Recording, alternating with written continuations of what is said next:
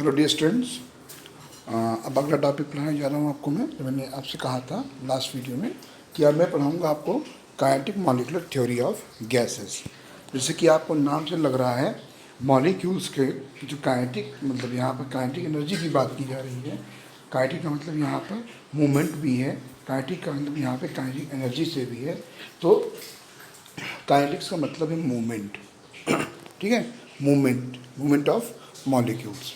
तो उसके बारे में हम लोग पढ़ेंगे। और ये जो थ्योरी थी, ये इस पे जो आपने पढ़ा था गैस लॉज पढ़े थे आपने, Boyle's law, Charles law, Avogadro law, ये सारे के सारे लॉ, इवन जो आइडियल गैस इक्वेशन बनी थी वो भी बेटा इसी थ्योरी पर ही बेस्ड थी। इसी थ्योरी से ही आइडियल गैस को एक्सप्लेन किया गया था। बट आप सब जानते हैं, मैंने बताया था आपको कि मोस्ट ऑफ द केसेस जो होती हैं वो आइडियल गैस को फॉलो नहीं करती हैं। जो आइडियल गैस इक्वेशन थी PV=nRT, उसके अकॉर्डिंग ये नहीं करती हैं। मैं आपको उसके लिए समझाता भी हूँ, देखिए ध्यान से। देखिए प्यारे बच्चों, यहाँ पर एक ग्राफ देख सकते हैं। इस ग्राफ में क्या किया गया है कि P versus PV, okay, P versus PV में यहाँ पर एक ग्राफ खींचा गया है। और इस ग्राफ की खास चीज़ क्या है कि एक देख सकते हैं आप, P जो है उसके पैरेलल एक लाइन दी गई है, ये लाइन शो करती है आइडियल गैस को। मतलब अगर हम किसी गैस में PV और P में एक ग्राफ खींचें, रिलेशन बना है, तो वो जो लाइन आनी चाहिए, it must be straight to P। ये लाइन है, इसकी स्ट्रेट आनी चाहिए। बट आप देख सकते हैं कुछ गैसेस क्या कर रहे हैं यहाँ पर, देखिए ध्यान से। जैसे H2NHE, आप देख सकते हैं हाइड्रोजन एंड हीलियम, ये दो वो गैसेस हैं जो सीधे पॉजिटिव इंक्लाइन शो कर रहे हैं और ये लगातार ऊपर की तरफ एक स्ट्रेट लाइन में बढ़ रहे हैं। लेकिन अगर हम बात करते हैं CONCH4, ठीक है, कार्बन मोनोऑक्साइड एंड मीथेन, तो ये पहले एक नीचे जा रहे हैं, नीचे जाकर एक मिनिमम वैल्यू के बाद बढ़ते जा रहे हैं। तो आप देख सकते हैं कि ये गैसेस भी आइडियल गैस को फॉलो या आइडियल गैस इक्वेशन के अकॉर्डिंग काम नहीं कर पा रही हैं। और यहाँ पर इन्हें बोलते हैं डेविएशन। ये क्या शो कर रही हैं? डेविएशन।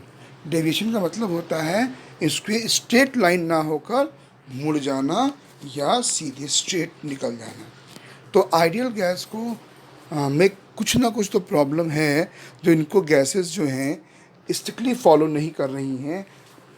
भाई अकॉर्डिंग टू बॉयल्स लॉ क्या था बेटा कि PV is inversely proportional to V, volume. तो अगर आपने पढ़ाया भी मैं था आपको बॉयल्स में कि PV और P में अगर हम रिलेशन बनाएंगे तो जो इस गैस को इस लॉ को जो फॉलो करेंगे वो एक स्ट्रेट लाइन में आएंगी। लेकिन यहाँ पर आइडियल गैस जो आपका बिहेवियर है उससे अलग थोड़ा सा ये शो कर रहे हैं। कुछ गैसेस ऐसे जा रही है, कुछ स्ट्रेट जा रही हैं। तो इसका मतलब ये हुआ बेटा कि ये इनको फॉलो नहीं कर रही हैं। सिमिलरली बेटा हम आते हैं, ये ग्राफ देखिए, जो पिछला ग्राफ था वो P और PV में था, ये ग्राफ प्रेशर और वॉल्यूम में है, ठीक है। जो आप देख सकते हैं कि यहाँ पे रियल गैसेस हैं, ये आइडियल गैसेस से डेविएशन शो कर रही हैं, हल्का सा अलग परफॉर्म कर रही हैं, शो कर रही हैं। ये देखिए ये आइडियल गैस की होना, इसी के ऊपर होना चाहिए रियल गैस को, बट ये इसके ऊपर नहीं हो पा रही है। तो ऐसा क्यों हुआ, अब मैं बताता हूँ आपको। ऐसा इसलिए हुआ क्योंकि जो आइडियल गैस इक्वेशन थी वो तीनों लॉ पे फॉलो करती थी, बट जो थ्योरी पे बेस्ड थी वो थ्योरी थी काइनेटिक थ्योरी ऑफ गैसेस, जिसमें कुछ प्रॉब्लम्स थी। मैं बताता हूँ आपको भी। ये देखिए, ये एग्ज़ाम के पॉइंट ऑफ व्यू से भी इम्पॉर्टेंट है और आप लोगों को समझने के भी पॉइंट ऑफ व्यू से उतना ही अधिक इम्पॉर्टेंट है। ओके, चलिए मैं इसके मेन पॉइंट पढ़ाता हूँ आपको। और ऐसे पॉइंट्स हैं कि आप पहले जानते होंगे इनके बारे में, क्या इनकी एजम्पशंस थी बेटा। इसको आप नोट भी करते रहिएगा, ठीक है, और आप लोग बाद में स्क्रीनशॉट लेकर पढ़ भी सकते हैं, कोई दिक्कत नहीं है। चलिए बढ़ते हैं। इन्होंने ये कहा, पहला पॉइंट था इनका कि जो गैसेस होती हैं ये छोटे छोटे पार्टिकल से मिलके बनी होती हैं। बता दूं आपको बेटा,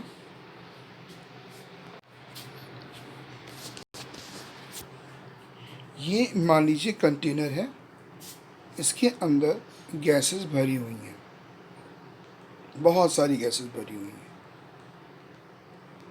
ठीक है।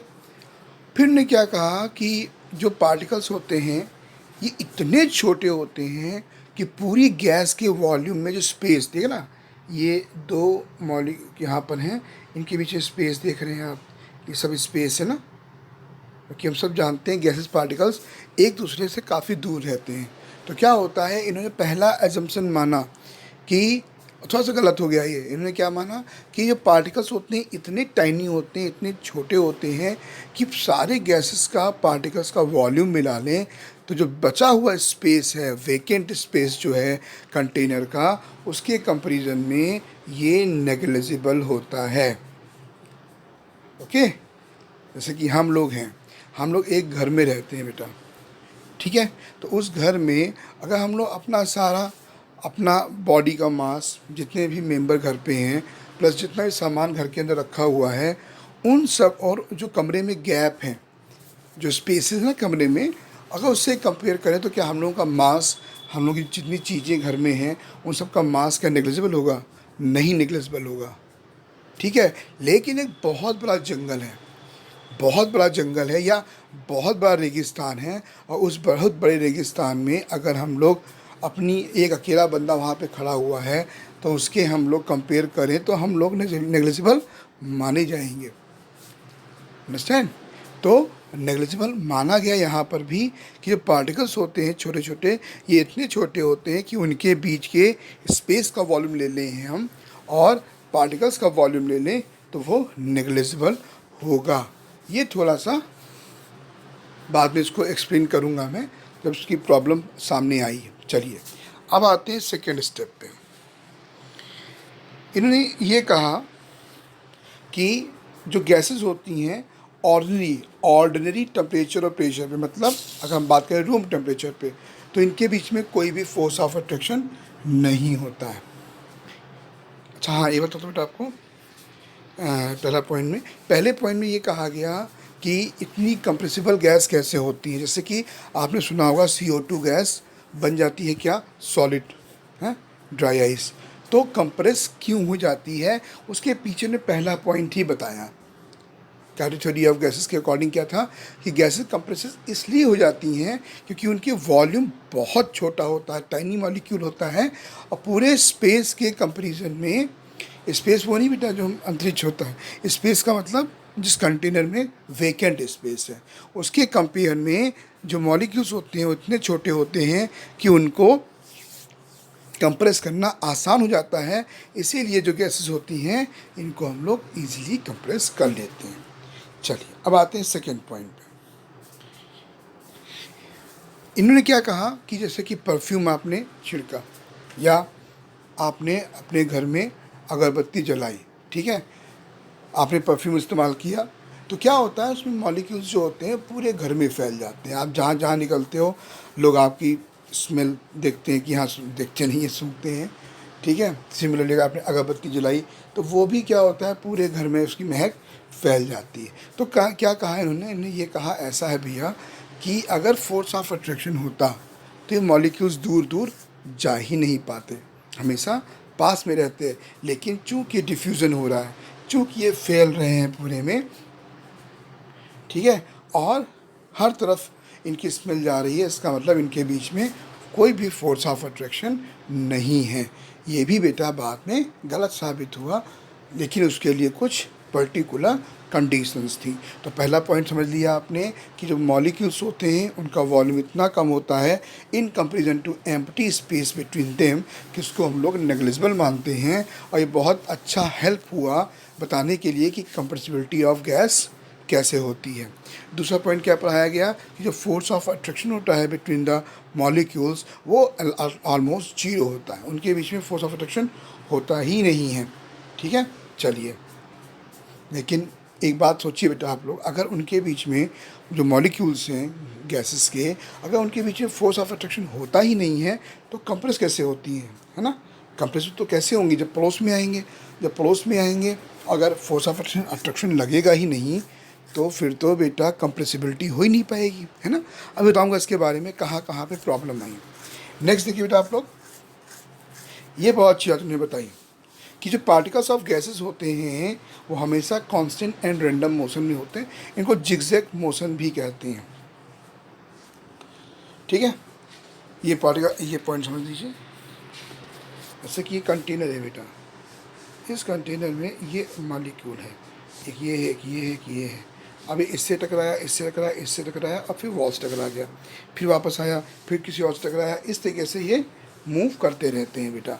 तो इसमें जो मॉलिक्यूल्स हैं ये आपस में टकराते रहते हैं और एनर्जी एक्सचेंज करते रहते हैं। अब इनका ये भी कहना था कि अगर ये एक ही जगह पे फिक्स हैं, मूव नहीं कर रहे हैं, इनका भी कहना सही था, तो इसका मतलब इनका एक फिक्स शेप होना चाहिए। बट गैस का तो फिक्स शेप होता ही है। उसको आप रखोगे बॉटल में तो बन जाएगी बॉटल जैसे, है ना।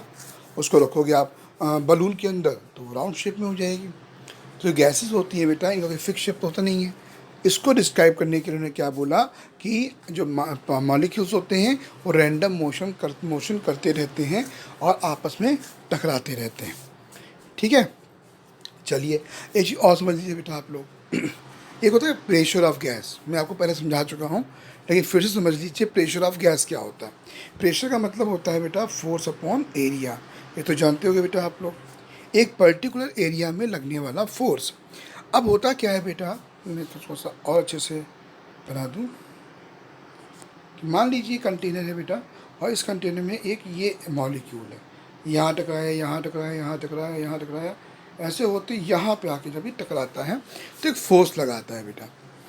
ठीक है, इसे कहेंगे हम लोग collision of molecule to the wall of the container. जो मॉलिक्यूल है ये आके टकराता है, किससे, वॉल ऑफ द कंटेनर से टकराता है बेटा। अब यहाँ पे फोर्स लगाएगा ना, तो जितने इस एरिया में मान लेते हैं हम लोग, इस एरिया में कई मॉलिक्यूल आएंगे, टकराएंगे आके यहाँ पर, है ना। तो वो कितना फोर्स लगा रहे हैं ये कहलाता है बेटा आपका प्रेशर ऑफ द गैस। देखिए ये वही पॉइंट है जो मैंने आपको भी समझाया है बेटा। ये क्या लिखा है, the particle of a gas move in all the possible direction in straight lines during their random motion, they collide with each other and with the wall of the container. Pressure is exerted by the gas as a result of collision of the particles with the wall of the container। ये मैंने अभी आपको समझाया है। चलिए अब बढ़ते हैं अगले पॉइंट पे। हाँ, अब ये कह रहे हैं जो कोलिजन होते हैं वो परफेक्टली इलास्टिक होते हैं। इलास्टिक का मतलब होता है कि मॉलिक्यूल, जैसे कि हम आपको एग्जांपल देते हैं, बहुत ध्यान से समझिएगा कि मान लीजिए कि ए, बी, सी और डी ये चार दोस्त हैं। मान लीजिए इसके पास 10 रुपीज़ थे, इसके पास भी 10 रुपीज़ थे, इसके पास 5 रुपीज़ थे और इसके पास 5 रुपीज़ थे। तो टोटल इनका सम था, जो रुपए थे वो आपके हो गए 30। ठीक, अब ए ने बी को 5 रुपीज़ दे दिए, कितने हो गए बेटा, ये 15 हो गए ना। और सी ने डी को अपने 5 रुपीज़ दे दिए, तो ये कितना हो गया, 0। ये कितना हो गया बेटा, 10। अभी काउंट करने पे कितना आ रहा है, अभी भी काउंट करने पे आ रहा है 30। तो आप देख सकते हैं कि इनिशियली जो मनी थी इनके पास, इनिशियली जो अमाउंट था इनके पास, आपस में रुपए एक्सचेंज करने के बाद भी वही अमाउंट है। यही बात बताई काइनेटिक थ्योरी ऑफ गैसेस ने अबाउट द इलास्टिक, कि जो एनर्जी है ऑफ द दैट गैस, ये परफेक्टली इलास्टिक है। सॉरी, कोलिजन ऑफ गैस जो होगी वो परफेक्टली इलास्टिक होगा। इसमें क्या होता है कि मॉलिक्यूल्स जो होते हैं वो आपस में टकराते हैं बेटा। जब आपस में टकराते हैं, वॉल से टकराते हैं, तो एनर्जी ट्रांसफ़र करते हैं दूसरे को। ये सब पता भी होगा आपको कि दो, अगर एक मॉलिक्यूल ये है, एक मॉलिक्यूल इसने इसको टक्कर मारी, तो ये तो इसमें तो आएगी एनर्जी, इसकी एनर्जी कुछ कम हो जाएगी। जो ए है इसने बी को टक्कर मारी तो जो बी की एनर्जी बढ़ जाएगी, बट ए की एनर्जी कुछ कम हो जाएगी। इसको बेटा हम लोग कहते हैं ट्रांसफर ऑफ एनर्जी। तो इलास्टिक होने का मतलब ये होता है बेटा कि आप मॉलिक्यूल कितने भी टकरा रहे हो आपस में, कितनी एनर्जी एक्सचेंज कर रहे हो, बट जो टोटल एनर्जी स्टार्टिंग में थी वो टोटल एनर्जी आखिरी में ही होगी, जैसे कि मैंने आपको अमाउंट के बारे में बताया। ये काइनेटिक थ्योरी ऑफ गैसेस का एक और पॉइंट था कि आप टकराइए खूब आपस में, खूब एनर्जी ट्रांसफ़र करिए, लेकिन टोटल एनर्जी है वो सेम रहेगी। ठीक है, चलिए अब बढ़ते हैं हम लोग नेक्स्ट पॉइंट पे।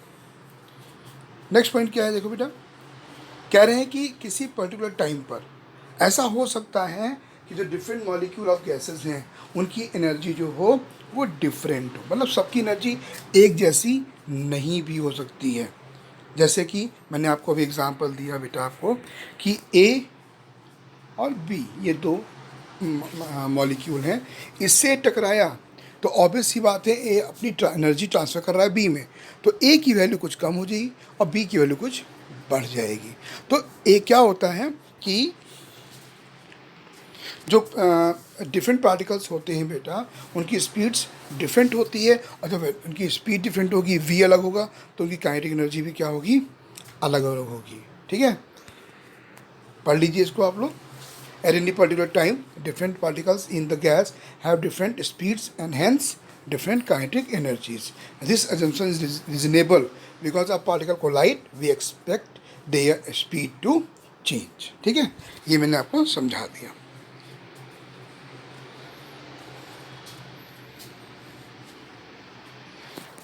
अब देखिए बेटा, अब यहाँ पर बहुत ही अच्छा पॉइंट दिया है, इसके बारे में आगे डिटेल में भी है कि अगर काइनेटिक एनर्जीज सबकी अगर वेलोसिटी अलग अलग है, स्पीड अलग अलग है, तो उनकी काइनेटिक एनर्जी क्या होगी, अलग अलग होगी। तो अगर हमें एवरेज काइनेटिक एनर्जी निकालनी तो क्या करेंगे, उन सभी का वेलोसिटी निकाल लें, उनका एक एवरेज निकाल लें, या हम काइनेटिक एनर्जी का हम लोग सभी का सम करके जितने पार्टिकल्स हैं उसे डिवाइड कर दें तो हम लोग क्या मिल जाएगी, एवरेज काइनेटिक एनर्जी।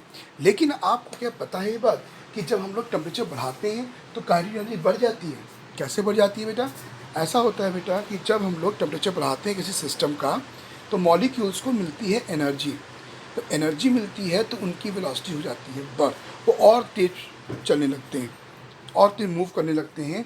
तो और तेज मूव करेंगे बेटा तो उनके पार्टिकल्स की जो काइनेटिक एनर्जी होगी बढ़ जाएगी। ये पॉइंट आपको याद करना है बेटा कि जो काइनेटिक एनर्जी होती है it is directly proportional to the temperature. ठीक है, इसको हम लोग एब्सोल्यूट टेम्परेचर भी कह सकते हैं। ठीक है, चलिए अब अगर हम लोग टेम्परेचर बढ़ा रहे हैं तो फिक्स वॉल्यूम का तो प्रेशर क्या होगा, बढ़ेगा।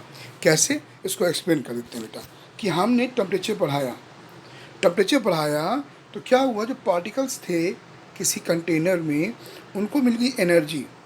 जब एनर्जी मिल जाएगी तो उनका कोलिजन विद द कंटेनर बढ़ जाएगा और फोर्स के साथ वो उस पर हिट करेंगे, और जो वॉल ऑफ द कंटेनर होगी उसके पर्टिकुलर एरिया पे जब मॉलिक्यूल्स बढ़ जाएंगे और फोर्स के साथ हिट करेंगे तो उस पर लगने वाला फोर्स भी बढ़ जाएगा, इससे उसका प्रेशर भी क्या होगा, बढ़ जाएगा। ठीक है, तो ये ऐसे से पॉइंट्स थे जो उनको काइनेटिक थ्योरी ऑफ गैसेस ने बताया। प्लीज़ इनको आप लिख लीजिएगा, याद कर लीजिएगा, बहुत ही इंपॉर्टेंट टॉपिक है बेटा ये। चलिए अब बात करते हैं हम लोग behaviour of real gases, that is deviation from ideal gas behaviour. ये मैंने आपको पहले ही समझा दिया था कि कुछ गैसेस को जब बॉयल्स लॉ, चार्ल्स लॉ से जो बनाया गया, अगर नियम तो बेटा मैंने बताया था आपको कि जो gases boils law, Charles law, Avogadro law और दैट इज़ आइडियल लॉ को फॉलो करती हैं वही आइडियल गैस कहलाती हैं। लेकिन मैंने आपको यहाँ पे एग्जांपल दिए, जब ग्राफ खींचे गए बेटा पीवी और पी में इन गैसेस के, तो बेटा वैल्यूज़ क्या आई, वैल्यूज़ डिफरेंट आई। अच्छा, वैल्यूज़ डिफरेंट आई बेटा, इसका मतलब ये आइडियल गैस को फॉलो नहीं करते हैं अगर हम लोग काइनेटिक थ्योरी ऑफ गैसेस की बातों को मान लेते हैं। सिमिलरली यहाँ पे देखिए, और रियल गैसेस और आइडियल गैसेस के बारे में बताया गया। ठीक है, अब प्रॉब्लम कहाँ पे आई, मेन चीज़ जो है वो ये दो पॉइंट ऐसे थे जहाँ पर प्रॉब्लम आई। क्या थी ये? क्या जो वो सॉरी, ये नीचे है ये, there is no force of attraction between the molecule of gases. ये कहा था काइनेटिक थ्योरी ऑफ गैसेस ने। उसने ये कहा था कि अगर इनके बीच में अट्रैक्शन लगने लगा तो ये एक दूसरे से दूर नहीं जा पाएंगी, है ना, और इनका वॉल्यूम क्या हो जाएगा, कम हो जाएगा। ऐसा नहीं पॉसिबल है ना। काइनेटिक थ्योरी ऑफ गैसेस ने क्या कहा था कि अगर मॉलिक्यूल्स दूर जाएंगे नहीं तो स्प्लिट कैसे होंगे। मैंने आपको परफ्यूम का और अगरबत्ती का एग्जांपल दिया था मैंने आपको बेटा।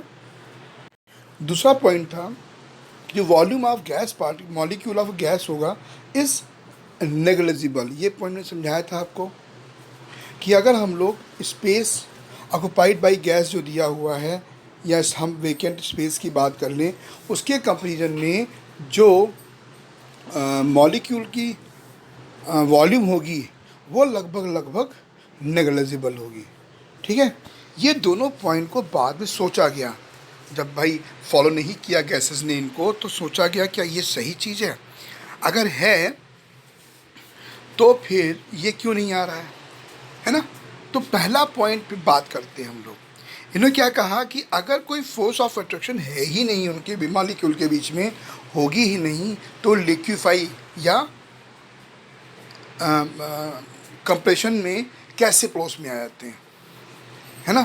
तो क्या हुआ, फिर कंडीशंस देखिए, ऐसा क्या करें कि ये फॉलो करना स्टार्ट करते हैं। तो देखा गया कि हाई प्रेशर और लो टेम्परेचर, क्या बेटा, हाई प्रेशर और लो टेम्परेचर पर कुछ गैसेस ऐसी होती हैं जो फॉलो करना स्टार्ट कर देती हैं। अब बहुत ध्यान समझना मेरी बात।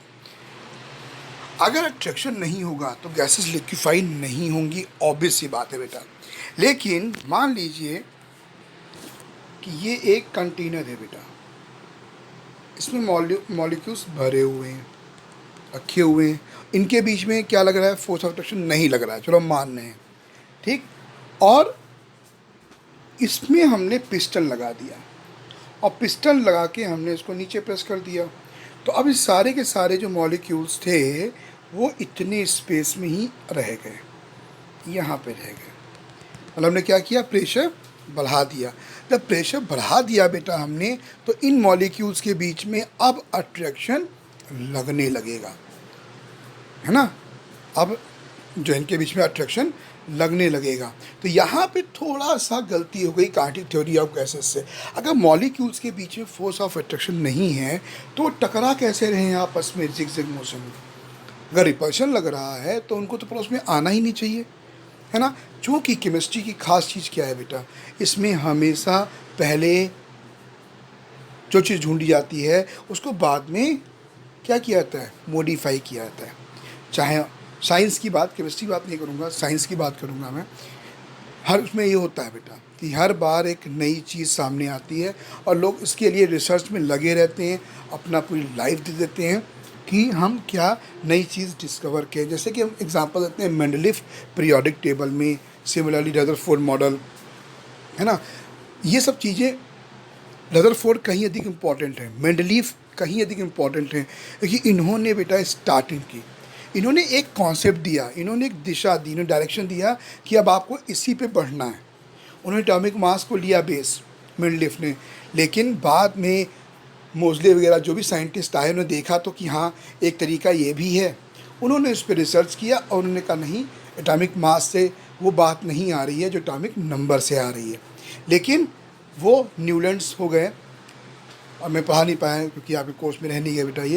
ये सब ऑक्टेव वगैरह पढ़ाए गए थे, मैं टाइम मिलेगा पढ़ा भी दूंगा। इन सब ने पहले मेहनत की, ओके। रदरफोर्ड ने बेटा मेहनत की, बाद में बताया गया कि इसमें सेल भी होते हैं, सब सेल भी होते हैं, ऑर्बिटल्स भी होते हैं, लेकिन स्टार्टिंग तो रदरफोर्ड ने की ना, है ना। सिमिलरली यहाँ पर शुरुआत में एजम्पशंस थे कुछ सही नहीं थे, जो प्रैक्टिकली नहीं पॉसिबल थे कि अट्रैक्शन नहीं लगेगा, ऐसा नहीं था, अट्रैक्शन तो लगेगा। तब क्या होता था बेटा कि अगर हमने प्रेशर बढ़ा दिया तो उनके बीच में कहीं ना कहीं अब भाई पड़ोस में आ गए मॉलिक्यूल्स, जो पूरे फैले थे यहाँ पर वो अब यहाँ पे आ गए, तो इनके बीच में क्या लगने लगेगा, फोर्स ऑफ अट्रैक्शन। तो पहली चीज़ क्या हो गई, हाई प्रेशर। दूसरा है लो टेम्परेचर।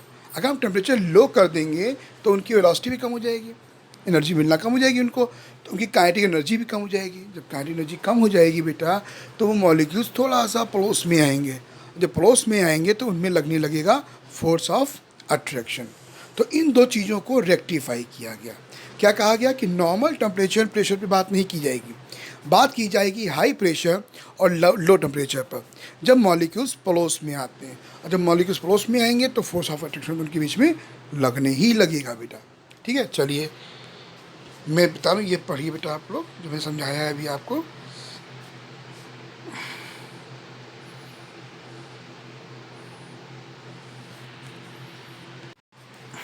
चलिए अब एक बात और भी करते हैं बेटा हम लोग, कि क्या होता है कि अगर हम लोग यहाँ पे देखें कि ये कंटेनर है और ये यहाँ पे मॉलिक्यूल है, अब इसके आसपास भी मॉलिक्यूल हैं। अगर इनके बीच में फोर्स ऑफ अट्रैक्शन नहीं है, जैसा कि काइनेटिक थ्योरी ऑफ गैसेस ने कहा, तो वहाँ पर ये boils law, Charles law ideal gas को फॉलो नहीं करेगी। लेकिन अगर मान लेते हैं तो इसको ये सब अपनी तरफ खींचेंगे बेटा, अपनी तरफ अट्रैक्ट करेंगे, तो जो इस पर ओवरऑल फोर्स होगा बेटा वो हो जाएगा 0। ठीक है, लेकिन जब ये मॉलिक्यूल पहुँचेगा वॉल के पास, तो इसको आसपास के मॉलिक्यूल क्या करेंगे, अपनी तरफ खींचेंगे। ठीक है, जो अपनी तरफ खींच रहे होंगे, ऐसे कि आप एग्जांपल लेते हैं, please don't try this at home. जैसे कि आप दौड़ रहे हैं और जाके किसी चीज़ से टकरा जाएं, ठीक है, उसमें जो प्रेशर लगाओगे आप, है ना, न्यूटन थर्ड लॉ, जितना फोर्स आप लगाओगे दीवार पर, वॉल पर, या जिस चीज़ से टकरा रहे हो आप, उतनी तेज प्रेशर वो आप पे लगाएगी, तो आपको चोट अधिक लगेगी। लेकिन आप दौड़ते हुए जा रहे हो, आगे 2-3 दोस्त आपको खींच रहे हैं पीछे की तरफ, लाइक दिस, पीछे खींच रहे हैं, तो ऑब्वियस सी बात है अब उस फोर्स से आप वॉल से नहीं टकरा पाओगे, है ना। तो पहले केस में काइनेटिक थ्योरी ऑफ गैसेस का एजम्पशन था कि आपके दोस्त आपको प्यार नहीं करते, आपके साथ अट्रैक्ट नहीं होते हैं, और आप कहे जाओ, जाके लड़ जाओ। लेकिन बाद में ये कहा गया नहीं, जो आपके फ्रेंड्स हैं वो खींच रहे हैं क्योंकि फोर्स ऑफ अट्रैक्शन लग रहा है। ठीक, कब, हाई प्रेशर पे, जब मॉलिक्यूल्स बहुत पड़ोस में हैं, तो क्या होता है बेटा, अब उस तेज़ी से आप वॉल से या जिससे टकरा रहे हो उससे नहीं टकराओगे। ये पॉइंट इन्होंने यहाँ पे कहा, मैं पढ़ रहा हूँ, सुनिएगा बेटा आप लोग। Real gases shows deviation, deviation याद है ना कि CO नीचे की तरफ गई, फिर ऊपर बढ़ गई, है ना। तो रियल गैसेस जो होती हैं वो डेविएशन शो करती हैं gas losses because molecules interact with each other. At high pressure, molecule of gases are very close to each other. Molecule interaction start operating. जब बहुत पड़ोस में होते हैं तो उनके बीच में force of attraction लगने लगता है. At high pressure, molecules do not strike the wall of the container with full impact because these are dragged back by other molecules due to molecular attractive forces. यही चीज़ बेटा मैंने आपको समझाई. तो इससे क्या होगा, जो फोर्स लग रहा है वो फोर्स थोड़ा सा कम हो जाएगा. ठीक, तो जो आपने लिखा था फॉर्मूला आइडियल गैस वाला PV is equal to nRT, वहाँ पे हल्का सा चेंज कर दिया इन्होंने. ये फॉर्मूला था बेटा, इन्होंने क्या किया, एक यहाँ पे छोटा छूट गया बेटा, A/V². इसको बैलेंस करने के लिए कि यहाँ पर P नहीं होगा, इसके यहाँ पे क्या होगा, P + A/V². अगर हम लोग जो P रियल है, मतलब जो रियल प्रेशर होता है, उसमें एक टर्म जोड़ दें A + V², तो ये किसके हो जाएगा, P आइडियल के इक्वल हो जाएगा. ओके, और हम लोग क्या करेंगे, अब जो आपकी आइडियल गैस थी उसमें हल्का सा चेंज कर देंगे. P क्या पे क्या रख देंगे बेटा, P + A/V². ये भी मैं बताता हूँ पूरी इक्वेशन क्या बनेगी, मैं बताता हूँ आपको. लेकिन यहाँ पे A क्या है, ये एक कांस्टेंट है जो गैसेस के ऊपर डिपेंड करता है. चलिए अब बात करते हैं बेटा हम लोग वॉल्यूम की, क्योंकि PV is equal to nRT. ठीक है, PV is equal to nRT formula होता है. और आइडियल गैस, सॉरी, जो काइनेटिक थ्योरी ऑफ गैसेस थी उसमें प्रेशर और वॉल्यूम की ही अधिक बात की गई है. तो यहाँ पे इसकी बात करते हैं कि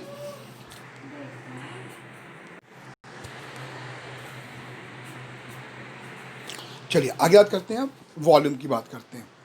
ठीक है, प्रेशर की बात तो हो गई। हाई प्रेशर पे ये ध्यान रखना, अगर कोई पूछे आपसे कि आइडियल गैस क्या रियल गैसेस मतलब जो सिंपल गैसेस होती हैं ये आइडियल गैस में कैसे बिहेव करेंगी, तो आप बता देना हाई प्रेशर पे। ठीक है, चलिए अब अगर प्रेशर बहुत हाई है तो उनके बीच में, ये लाइन देखिए ध्यान से, ये लाइन हाई प्रेशर जो होगा, the repulsive forces cause the molecule to behave as small but impenetrable spheres. The volume occupied the molecule also become significant because instead of moving volume they are now restricted in the volume V minus NB. क्या कह रहे हैं कि जब pressure कम कर देंगे हम, देखिए ध्यान से, अगर हम प्रेशर कम कर देंगे तो जो मॉलिक्यूल इतने में लग रहे थे, घूम रहे थे, हमने पिस्टन लगा के इसको कम कर दिया, वही मॉलिक्यूल अब इतने में आ गए। ठीक है, इतने में आ गए, मतलब इनका स्पेस क्या हुआ, कम हो गया।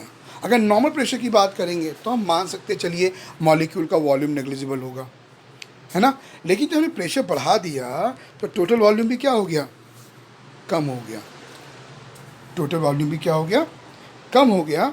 और जो वॉल्यूम पूरा वी था, इसको क्या मान लें वी, वो कितना रह गया, ये वी था पूरा, माइनस इतना स्पेस कम कर दें, एन बी मान लें, तो वी होगा, वो बन जाएगा वी माइनस एन बी। ठीक है, क्योंकि जब प्रेशर बढ़ाएंगे बेटा तो वॉल्यूम कम हो जाएगा, ये आपने बॉयल्स लॉ में पढ़ा था। और सिंपल से मैं एग्जांपल दे भी रहा हूँ ना आपको कि पूरे में फैली थी गैस, हमने पिस्टन लगा दिया यहाँ पर, अब ये गैस इतने में रह गई। ओके, तो हाई प्रेशर पे क्या होगा, वॉल्यूम जो था P V equal to N R T में, वो वी अब हो जाएगा वी माइनस एन बी, जहाँ पे बी क्या है, एक कांस्टेंट है जो कि गैसेस पे नेचर पे ही डिपेंड करता है। ठीक है, तो अब जो इक्वेशन बनेगी वो ये बनेगी आपकी, थोड़ा सा करेक्शन है यहाँ पे, V minus N B is equal to N R T.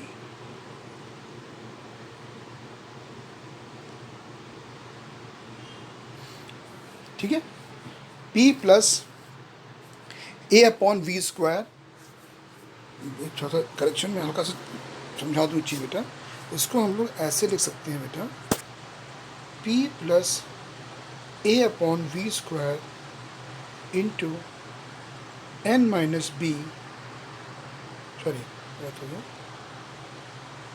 We minus B is equal to R T. ये आपकी नई इक्वेशन बन गई, ये आपकी नई इक्वेशन बन गई। और इसमें क्या होता है बेटा कि आपका जो है ये एक मॉलिक्यूल के लिए फॉर वन मोल, ठीक है, लेकिन अगर एन मोल की बात करेंगे तो यहाँ पर एन स्क्वायर हो जाएगा बेटा, और यहाँ पे एन बी हो जाएगा। तो जो नई इक्वेशन बनेगी आपकी बेटा, वो बनेगी V minus N B is equal to N R T. ये आपकी वॉन डेर वाल इक्वेशन है, ध्यान रखना, बहुत ही इंपॉर्टेंट इक्वेशन है ये।